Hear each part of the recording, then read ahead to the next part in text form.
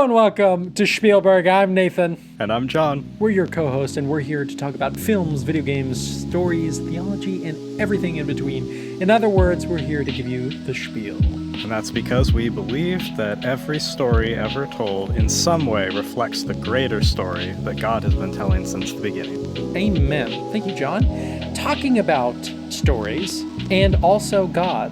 Coffee, we believe, well, at least is given to us by a Pauline epistle, the idea that people can support ministers of the gospel, and we believe we're talking about the gospel. So if you'd like to support us on Ko-fi, that's ko-fi.com, or is it backslash or slash? Underscore, definitely not underscore. I don't know. We should look up one day whether it's a forward slash or a backslash. I think it's a backslash. It's probably in the description. The likelihood of coffee being in the description is of like 1,000%. So go on to the description. Please support us at Ko-fi. That's how we have limited ads on YouTube. Please support us on Ko-fi. Come to our party. We have coffee in the description.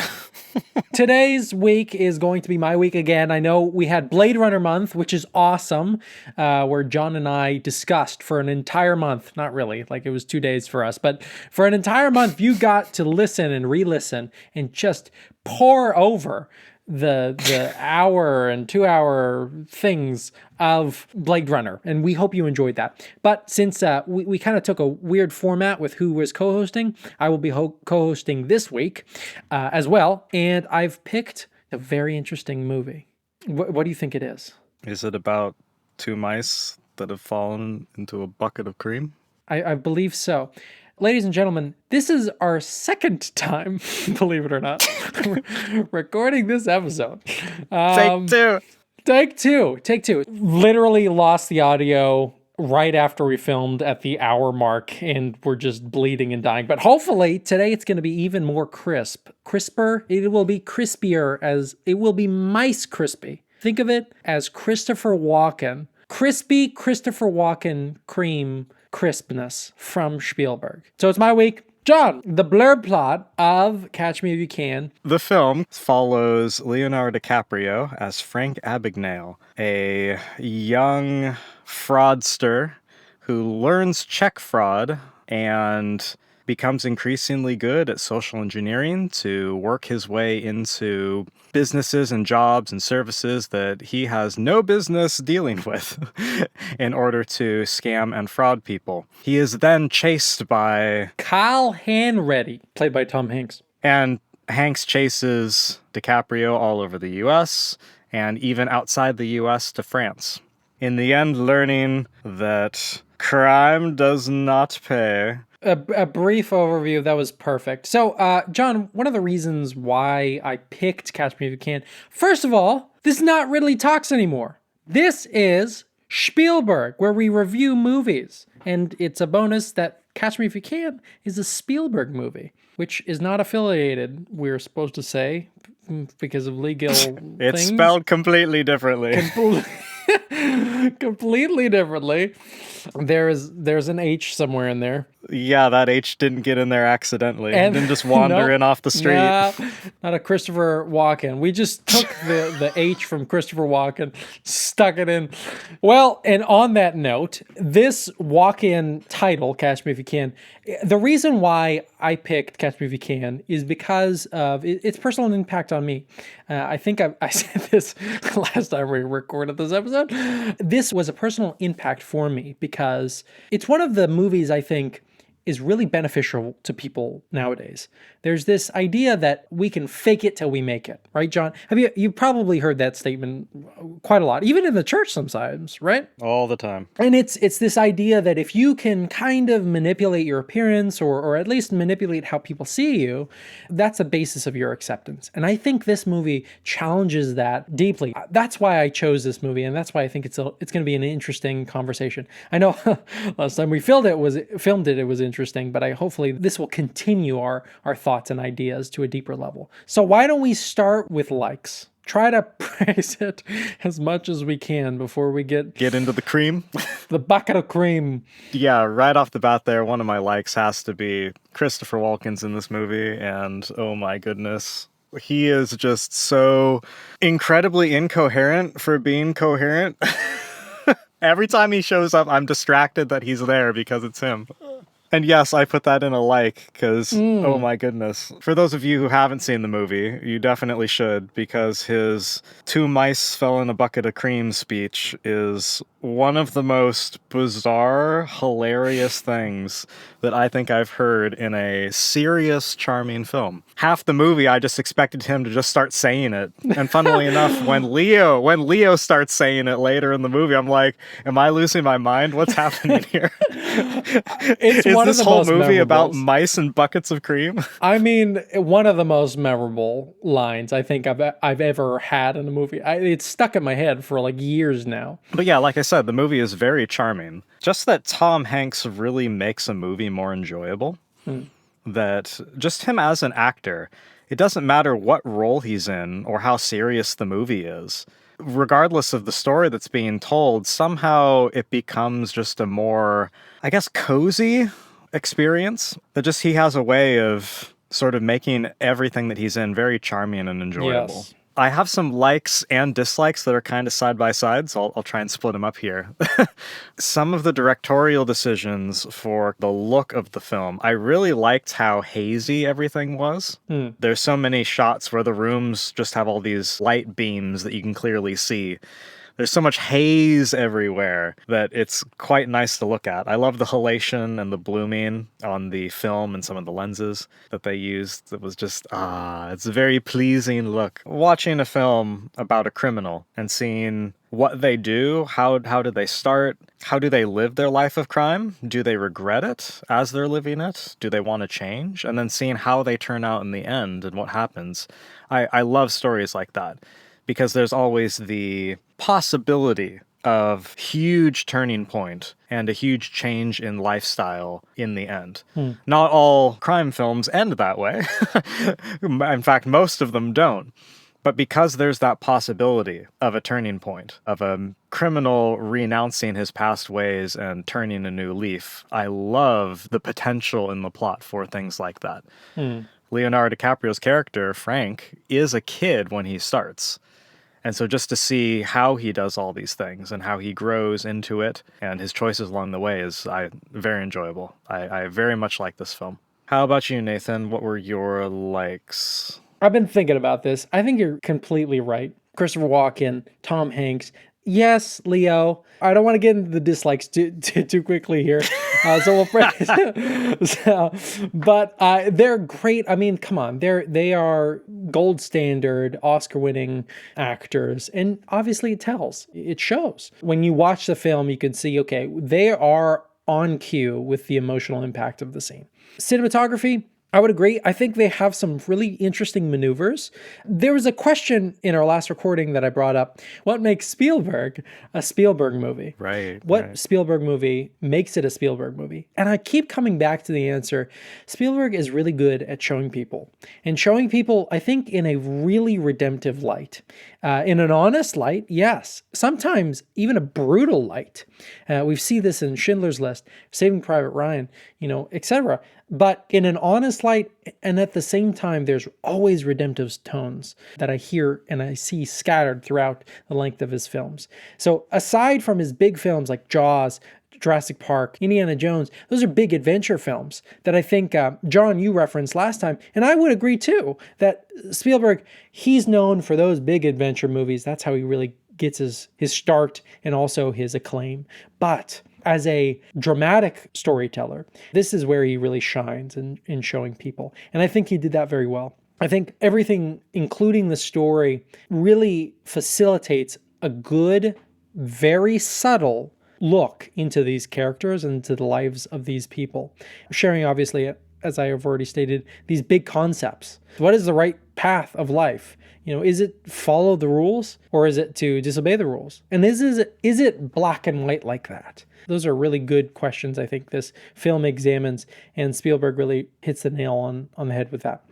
Other things about the film that I really enjoy, the writing in particular, they're believable lines. I'll say that. In kind of a mystical, wild ride that the movie takes us on, the lines are incredibly believable. Frank Abagnale Jr. literally goes throughout the world posing as a pilot, flying, all over across all these airlines. He becomes a fraudulent doctor, right? Then he finally becomes a lawyer in the end. And all these are bigger than life kind of positions, especially for a child this age. And yet the dialogue and the circumstances, I feel, are believable. And I think that's a real credit to the movie. I agree with you. I think just the basic premise of it is just a beautiful film. And we'll probably get into the specifics. Those are the things right off the bat. Let's start beating this over the head. Dislikes, John. Come on, hit us. I kind of mentioned a moment ago about Christopher Walken. Too nice. Like I said, I love that he is there, but my goodness, is it distracting that he's there. There's quite a few actors like that for me, actually. When they're there, I love it when they're on screen, but I love it so much that they're a distraction from the whole film. So my dislike list is not going to be as long as it was last time when we tried to do our first recording on this. We keep referencing it. I feel like the audience is like, yeah, I know, we didn't hear it, but we heard it. Yep. Okay, audience? So we're very confident in our callbacks, all right? You're just going to have to bear with us. Yeah, unfortunately, this is not something that will be a bonus episode available on Coffee because we don't have it. No. I will just put the hour and 30-minute audio that I have with the first 15 minutes and then the rest, which is an hour and 15 minutes of complete silence. That will be a bonus episode if you so choose to support us on Coffee. So in filmmaking, when you light a scene in a film, there are several different kinds of lights that you have. The main light that is lighting your subject is called the key light. And that is very often the brightest light in the shot. Not always, but oftentimes. You then usually have a fill light or a bounce that is covering the other side of where that light is to help fill out the face or the subject in some way. And then you either have motivated lighting, which is light that is coming from objects in the scene, such as a lamp, or you would have what is often called hair lights or accent lights, which are lights that are behind the subject, kind of giving them an outline in the framing of the shot.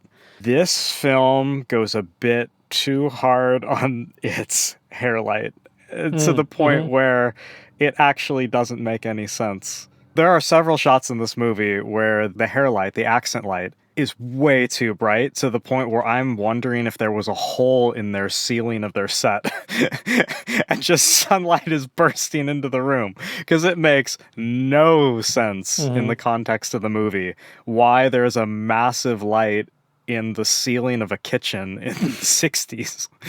I know it's an artistic thing, but I'm not a fan of over-accentuated hair lights. I think the movie is a bit too long, coming in at 2 hours and 20 minutes. There are things that could have been cut shorter, I think. As a whole, like, the movie is enjoyable, but it does feel its length. Oh, I'm not the biggest fan of flashbacks and stories told out of order. This is probably a hot take. Ladies and gentlemen, hot take. So I don't like when stories are told out of order. I find that the only reason to tell a story out of order is if telling the story in order isn't interesting. And therefore, telling a story out of order is more of a gimmick than an actual benefit to the story. And that's why Memento is not a favorite film of mine. Oh! Just hot take. Christopher Nolan destroyed. No recouping from that. Okay, they're just cutting Odyssey right now. There's no coming back from that. Nolan is still recovering from when I bashed Interstellar as much as I do. Exactly. Stocks, I don't know how stocks work. I'm guessing it's not on it, but stocks have plummeted. Christopher Nolan stocks. CN right there. CN, you look at that on the NASDAQ. You'll anyway, okay. So I would agree. I mean, like, when it comes to maybe like not just the way you said, I would agree. It's I like two would agree. buckets of cream. With 2 buckets of cream. It makes you, this movie makes you, New York. It gets you excited. It makes you want to stare into your son's eyes while you're dancing with your wife. Really, really intense. Okay, perfect. That was literally the best segue. There's a scene where Christopher Walken, I was about to say Nolan, but Christopher Walken and Paula Abagnale. Well, okay, that would be weird. Christopher Walken, out of character, starts dancing with... I mean, was he ever in character? I don't know. That's a good question. But so he starts dancing. Frank Abagnale Sr. starts dancing with Paula, who's the French woman he picked up in World War II, presumably. They're having a dance. They're celebrating this new achievement that Frank Abagnale Sr. got. And Frank Jr. is kind of onlooking, as normal human beings do. For a celebration, let's dance. There's music playing, let's dance. So Paula and Frank Sr. start to dance. And then Christopher Walken decides, hey, you know what would be a great acting choice? If I, Freudian threaten my son by staring into his soul while I dance with his mother, my wife. It is one of the most awkward and uncomfortable scenes I've ever witnessed, because it's such a charming movie. It's like, there's so many references that would not be appropriate here. It's very bad. Contrast. You get what I'm saying? That highlights the inconsistency, I would say, in performance, especially with Christopher Walken. Leonardo, it's a taste thing. It's 2000s. You're just gonna get Leonardo DiCaprio, who is fresh off the boat from Titanic. Okay? That's just how it is.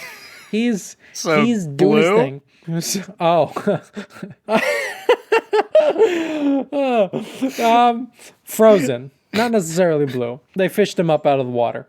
Again, inconsistencies. There's some also weird directorial choices I can imagine, because it's a direct look to camera from Frank Jr., Leonardo DiCaprio's character, where it's just a look to camera. It feels jarring at times, especially there's a scene where his parents are getting a divorce. This is one of the pivotal moments, and it's a flashback, and Leo looks to camera just really oddly.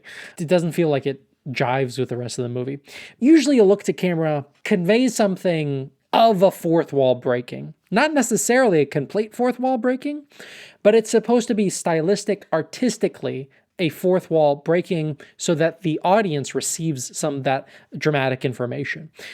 In that context, in this movie, it's too real for that. Does that make sense, John? It's too real of a movie for there to just be like, ugh. Does that make sense? I understand what you're saying. I'm not sure I agree with that idea that it needs to be a fourth wall break. They do the same thing in Get Out. Yes. First of all, that's not a fourth wall break, because it is about him being hypnotized, and we're supposed to receive information.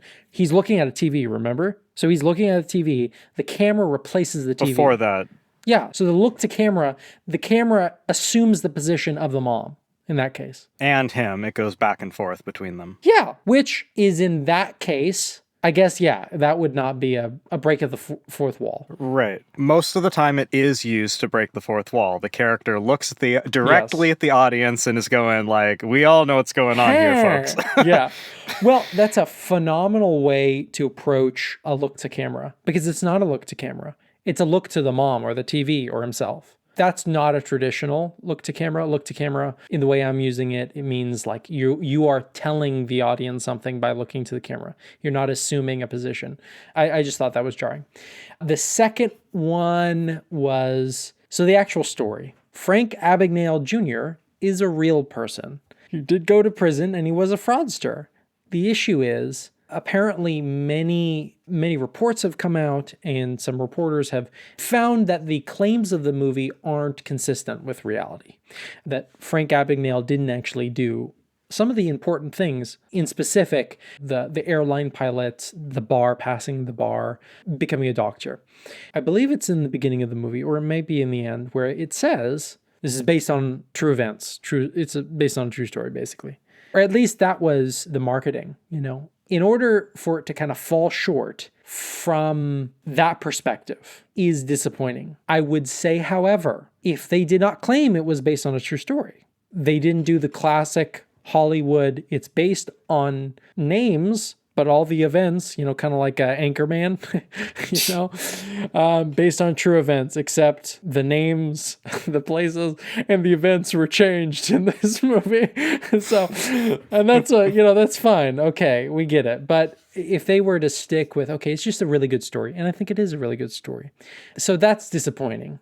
I guess is what I'm saying is that it's actually not based on a true story. Author's intent. So for author's intent, I see several things. They're definitely discussing issues of divorce, broken families, crime, and a bit of the morality behind that. But if I had to go to like the main thing that the author is trying to communicate, I would say probably that second chances are a thing.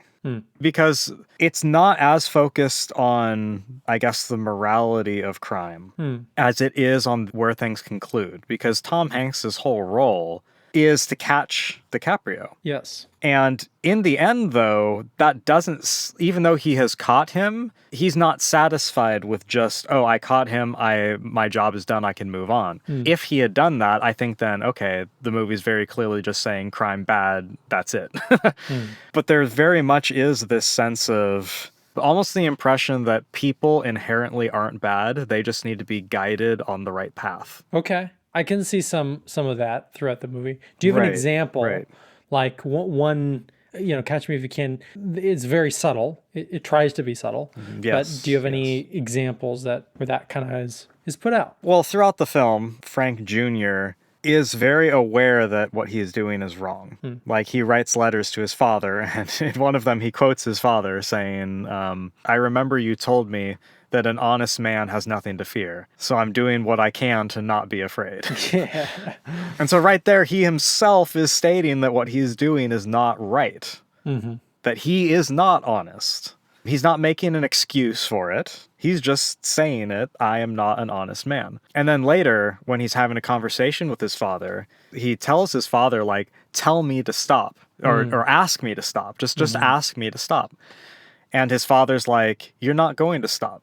You can't stop. You got to keep going. And so there's this idea then that we take that Frank Jr. knows what he's doing is wrong, seems to be doing it because he wants his family to not be poor anymore due to what happened to his father. He wants to bring the family back together. He wants to fix these issues. After he learns his father has died, and after he attempts to run away but realizes that there is no life in crime, that he then comes back and works for the Bureau at the end, and there's this sense that Hanks's character is really pushing for him to work there. Like, he wants to give him that chance. He sees the potential in him, not just as a criminal, but as a person with skills and capabilities. And that it would actually be a very good thing for him to be working for the FBI. And so, from my perspective, I see this whole film that its core message is that inherently people are doing crime not because they want to, but because they have to. That there's always some underlying issues there, underlying struggles and reasons in people's lives that drives them to it. And that ultimately, if they're given that second chance, then they can be on this right path. And that everyone can be there, and yay, second chances. That's the impression that I get. Like you said, it is a very subtle movie. There's a lot that is said. I remember when we were first recording this episode, I didn't have as much to say. It was the first time I had seen the movie, but now after skimming through it again and refreshing my mind about a lot of scenes, this movie's quite dense. There's a lot more than I remembered on the first viewing. Definitely goes to show you that you shouldn't, judge art after your first viewing of it. It needs time to soak, it needs time to sit in, get into your mind and process and all that. Anyway. Blurb plot and soaking. Art soak. Trademark by Spielberg. Yeah, that's really good. I like that. I'll just highlight one scene that I think really demonstrates what you're saying, and just to add to it. Second chances is a main facet of the story, main facet of the plot, really. I mean, this is where the whole movie is guiding and going, and ultimately ending with Leo's character, Frank, having that second chance. That being said, I think it is an internal struggle, and it's an internal second chance. The motivation is key, I think, of the film. Why stop is the real question that I think Frank deals with in the film and allows him to pursue a second chance. And so there's a scene in the end of the movie. Leo gets this lease on life. He's able to serve the rest of his sentence through being kind of a consultant for the FBI. Tom Hanks's character, Carl Hanratty, shows up to work expecting Leo to be there, but he's not, which is really bad because, if Leonardo DiCaprio is not there, that means he has to go back to prison. That's the whole agreement. If he tries to run, they'll catch him again. Carl knows exactly where to go. So he goes immediately straight to the airport. And then this dialogue that I'm going to read out is what occurs. Carl, why'd you do it? Frank doesn't turn away. Carl says, you're just a kid. I'm not your kid, Frank responds. Frank turns his face. You said you were going to Chicago. Carl shrugs. My daughter can't see me this weekend. She's going skiing. Frank says, you said she was 4 years old. You're lying. Carl, she was 4 when I left. Now she's 15. My wife's been remarried for 11 years. I see Grace every now and again. Frank shakes his head. I don't understand. Carl, sure you do. Sometimes it's easier living a lie. Carl, I'm going to let you fly tonight, Frank. Now, Frank is in a full attire that he had been for several months when he was actively leading this life of crime. He looks like a pilot, and he's right in the terminal. And Carl says this. He says, I'm going to let you fly tonight, Frank. I'm not even going to try to stop you. Because I know you'll be back on Monday. Frank says, yeah, how do you know I'll come back? Carl says, look, Frank, nobody's chasing you. And then it goes to American Airlines a voiceover where Frank's gate is about to close. And Frank just says, okay, and goes back to work. And that seems really anticlimactic. You got to see it in theaters. I think that big line in the middle there, sometimes it's easier living a lie. But it's not the truth. And no one's chasing him. That this idea that living the big life, the big lie, where you can be a pilot, you can be a doctor, you can be a lawyer, all in this single life. And you don't have to try hard. You just have to be a good liar. That's not actually fulfilling in the end. But what's really fulfilling is going to that 9-to-5 job because it's the right thing to do. And because it's not a lie. In that scene, Frank goes back with Carl. So I just think it's a very impactful scene where the reason why people get second chances, why Frank gets a second chance, it's not because he deserves it, but he's choosing that second chance. So I think there is those kind of dual things at play in the author's objective. What do you think about that? Yeah, I think you have a lot of good points there. I will say the whole idea of him running and being chased is kind of brought up by his father. Leo's chatting with him at some restaurants, and Walken tells him that the IRS is after him and that they're not going to catch them. That he's just going to keep on getting out of their grasp because he's wanted for, or not wanted, but they're monitoring him for tax fraud. And he keeps on saying they're not going to get me. We see earlier in the film, when Leo learns of the divorce, they show him running. And so the idea, I think, of his father's failure at tax fraud and Leo's broken family as a whole are part of the reasons for him running. And when Carl actually catches him in France, on their way home on the airplane is when Leo learns from Carl that his father has passed away. Mm-hmm. I see this parallel between his family problems dying and him realizing that there's no reason to continue a life of crime.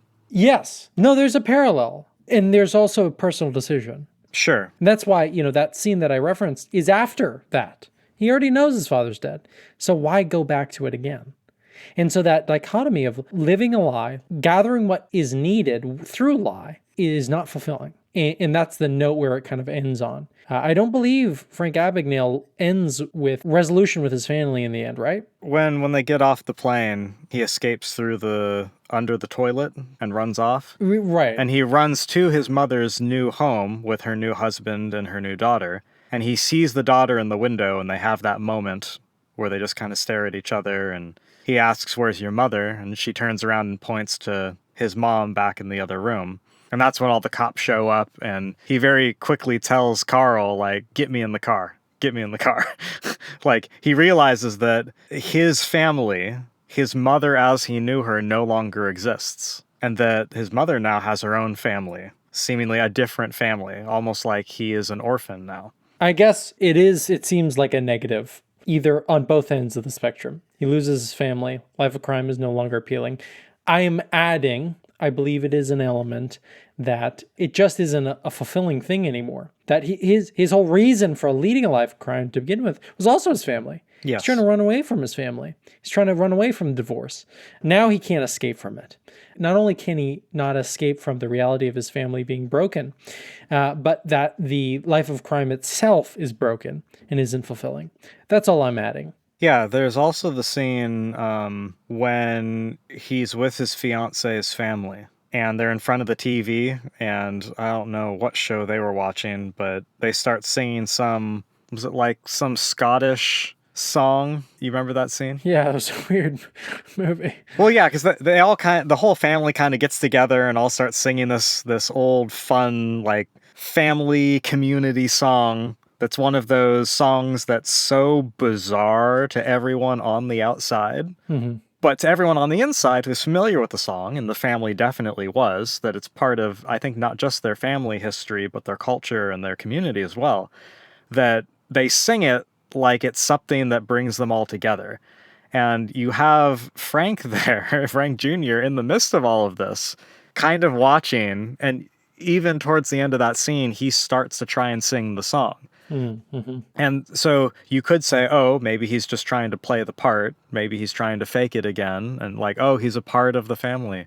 Mm-hmm. But I'm not entirely convinced. Yeah. I think he genuinely sees the family that he doesn't have anymore and wants to be a part of it.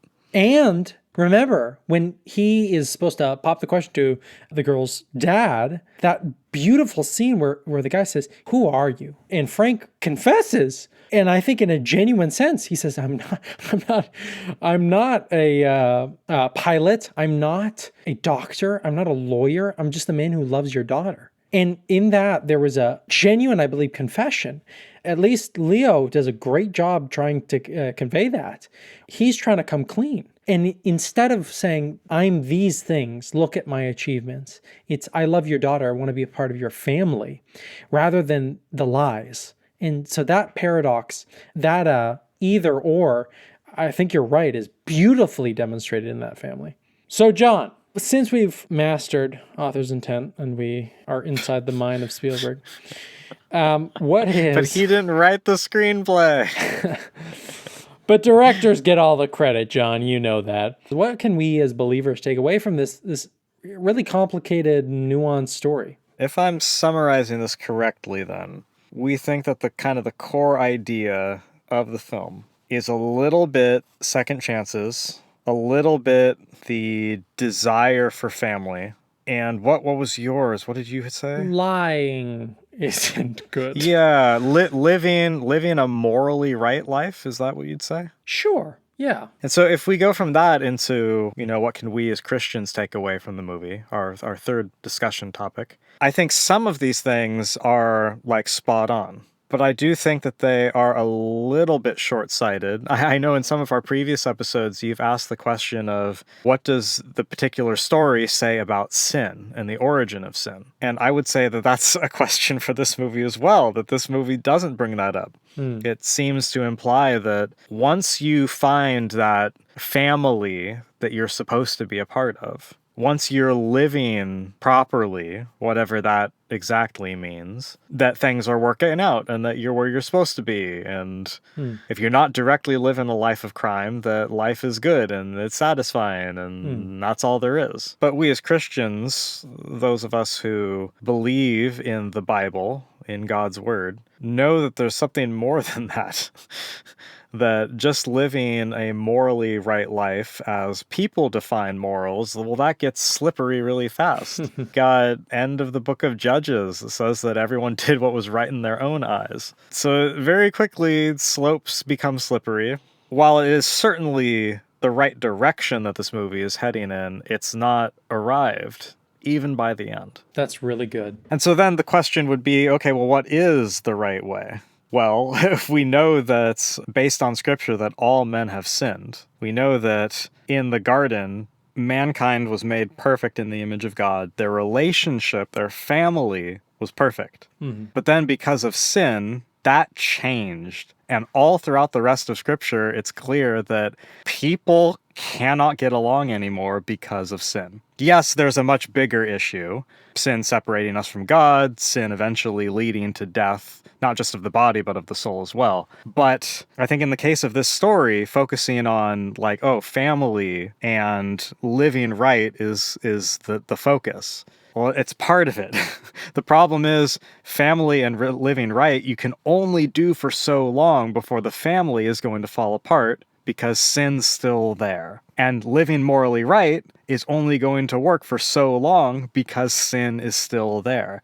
There is always going to be something in your life that is going to be pulling you away from these things or causing them to fall apart in some way. God did not design people to live in sin. God did not design the world that we live in to have sin in it. And because of that, things will continue to fall apart because of sin. You're totally right. You know, the main sin in this movie is living a life of crime, yes, but living a double life. One where Frank Abagnale is not actually being known. That was my big takeaway. The movie itself, but also we as believers can understand that when we project certain things, when we try to fake it till we make it, what we're doing is we're actually concealing a part of ourselves. To be sure, allowing other parts of ourselves to maybe be highlighted, where we can feel like we're selling a bit of ourselves, and that's okay in certain circumstances. But when that is the sole identity of a person, is to manipulate our way into being accepted, we're never actually truly known. Frank was never truly known until he had to come clean and he was caught. And that's a powerful witness for us that yes, sin has corrupted us. It has corrupted the family. It's corrupted our interactions as well. And what I think is amazing is Jesus asks us to confess our sins. That means we are putting our true selves, which is hideous, which is fallen, which is filled with all the burrs and scars of our broken family life, our own decisions, and put it out on display for Christ, for God. And also where we can be fully known with others.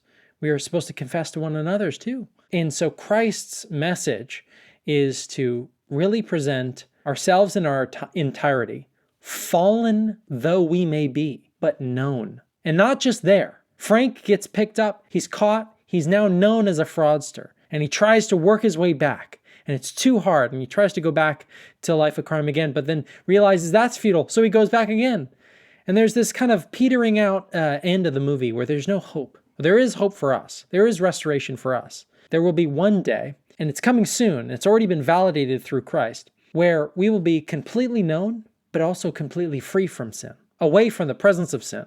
And that presence of sin is replaced with the presence of God, who is omniscient, omnipotent, all-powerful, and all-knowing. And we can be completely accepted in his perfect knowledge of us and perfect cleansing of us. And that's what Christ came and offered himself to do. He came so that we as broken human beings trying to veil ourselves, like in the garden with some fig leaves, he came so that we can be naked and unashamed.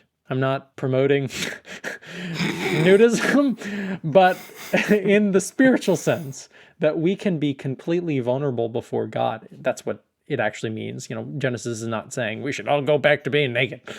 Genesis is claiming, that we can be completely vulnerable with each other and with God. And that was taken from us. It was taken from us by us. And we needed God to give us those skins that we see in Genesis, where he crafted clothes for us. But there will be one day when we can, again, be vulnerable with God and with others and in right relationship. And that's something that this movie doesn't offer. But we do get a glimpse of what that could be in Scripture and a really amazing explanation of what the experience of being concealed in sin in this movie. So yeah, I really enjoyed this movie. John, any thoughts? Takeaway? Yeah. Well, so as you've been saying that, I think my takeaway is being solidified a bit better. I'm seeing a lot of parallels in Frank's life and how the problem in his life arises. And in order to combat that, he lives a life of crime. In our case, it would be living a life of sin to try and fix the problems that we have. And it can't fix them. In order for Frank's life to actually start to work again, someone else has to come into the story. Not just anyone else. The law has to come in and catch him. And in catching him, Preach! even then, though, it's still not resolved until Frank himself truly gives up. He has to come to that place of willingly not running away anymore, which is the scene that you had mentioned there in the airport at the end, where the one who caught him let him go. And it was only in the letting him go, the almost friend and father figure of this man who represents the law in this movie, Tom Hanks, who has to come alongside him and encourage him, give him the freedom even though he's not ready for it yet, to let him actually have the freedom to walk in freedom, if that makes any sense.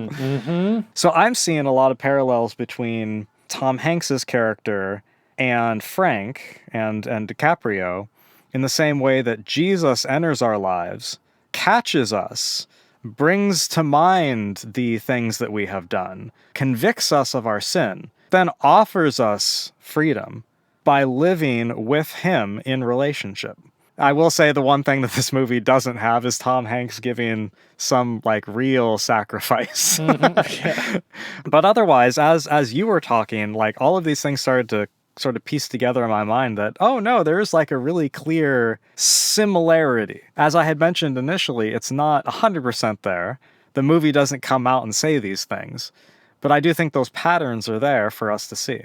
You know the verse, right? There's a lot of them. There is. The Bible's full of them. Galatians 3:23. But before faith came, we were kept in custody under the law, being shut up to faith, which was later to be revealed. Therefore, the law has become a tutor to lead us to Christ, so that we may be justified by faith. But now faith has come, we are no longer under a tutor. For we are all sons of God through faith in Jesus Christ. That's exactly what you're saying. Frank had to get caught by the law. I don't know, a little Southern came out of me. I'm from California, so that's a little weird. You get caught by the law. And yeah, that's so good. Christ needs to come. Amen. Maybe this will be a film, sort of like Gladiator was for me. That each time I see it, it's going to pull something else out. Some other juicy tidbits that I remember from Scripture. That's to be seen, though. All right, ladies and gentlemen. That was this week's episode of Spielberg. We hope you enjoyed. Even though it was frustrating for us to lose the original recording, I think this recording was pretty good. And I definitely enjoyed our conversation this time around as well. John, where can people go if they want to find more content of Spielbergs like us? Well, if you're interested in supporting us and seeing some of the other stuff that we have, seeing bonus content, you can go to Ko-fi. Link will be there at the bottom of the screen and in the description for your convenience. And you can go ahead and support us. All right, ladies and gentlemen, please go out from here encouraged. We hope you are. In the truth and light of gospel that even us liars, even us sinners, that while we were enemies to God, Christ died for us, and that we can be encouraged through that. So talk to a friend. Maybe, explain where you've fallen short. Confess that to people, to your elders, to your church body, to those who can encourage you to go deeper and go closer with Christ. And maybe that's just sitting back, leaning on the chair with a pal, watching Catch Me If You Can. So we hope you enjoyed. Enjoy your day. Remember, movies are fun.